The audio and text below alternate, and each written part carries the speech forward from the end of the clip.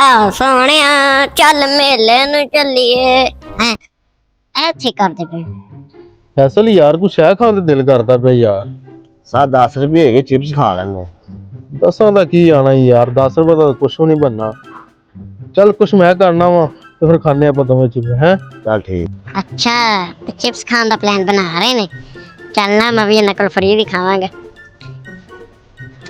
भाई कितने चले गए ਤੈਨੂੰ ਖੈਰ ਏ? वैसे पूछ रहा सी ਬਾਜ਼ਾਰ ਚੱਲੇ ਆ ਅਸੀਂ। मैंने भी लाइयो ਕਿਉਂ? ਬੱਚਾ ਹੈਗਾ ਤੂੰ, ਤੇਰਾ ਕੀ ਕੰਮ ਹੈ ਬਾਜ਼ਾਰ? बच्चे लाओ नहीं है बाजार च मैंने भी ਨਹੀਂ लाइयो ਮੇਰਾ ਪੁੱਤਰ ਗਰਮੀ ਬੜੀ ਹੈਗੀ ਹੈ, ਜਾ ਅੱਜ ਕੱਲ ਬੱਚੇ ਗਵਾਹ ਹੁੰਦੇ ਪਏ ਨੇ, ਐਵੇਂ ਸਾਡੇ ਪੇਟੇ ਪਏਗਾ। ਚੱਲ ਘਰ ਚੱਲ। ਚਲਾ ਯਾਰ। अच्छा हाँ चिप्स चलने तो मैंने ड्रामे ला रहे हैं तो तन दस लेना मैं भी। देखो अपने क्या करता है। भाई मैं अंदर आ जावा ਹਾਂਜੀ ਹਾਂਜੀ ਅੱਜ ਭਾਈਜਾਨ ਕਿਸ਼ਤ ਆਣੀ ਚਾਹੀਦੀ ਹਰ ਹਾਲ ਦੇ ਵਿੱਚ। ਹਾਂਜੀ ਕੌਣ ਹੈ ਆਜੋ। ਚਲੋ ਠੀਕ ਹੈ। ਉਸਤਾਦ ਜੀ ਉਹ ਜਿਹੜਾ ਚੇਅਰਮੈਨ ਹੈ ਜਿਹਨੇ ਤੁਹਾਡੀਆਂ ਫ੍ਰਿਜ ਦੀਆਂ ਕਿਸ਼ਤਾਂ ਦੇਣੀਆਂ ਨੇ ਉਹ ਤਾਂ ਬੇਲੀ ਦੇ ਨਾਲ ਪਲਾਨ ਬਣਾ ਕੇ ਕੁਝ ਖਾਣ ਪੀਣ ਜਾ ਰਹੇ ਨੇ।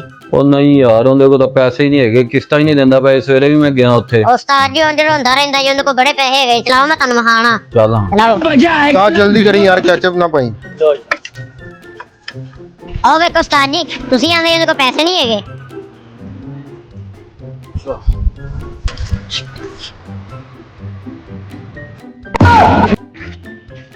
ਅੱਛਾ ਤੇਰੇ ਕੋ ਕਿਸ਼ਤ ਵਾਸਤੇ ਪੈਸੇ ਨਹੀਂ ਹੈਗੇ, ਯਾਸ਼ੀ ਵਾਸਤੇ ਪੈਸੇ ਹੈਗੇ ਨੇ। ਸਾਰਿਆਂ ਨੇ ਕੱਲਿਆ ਫਰਾਏ ਨਾ ਅਲੱਗ ਕਰ ਖਾ ਤੇ ਤੂੰ ਰਹਿ ਨਾ ਕਰ।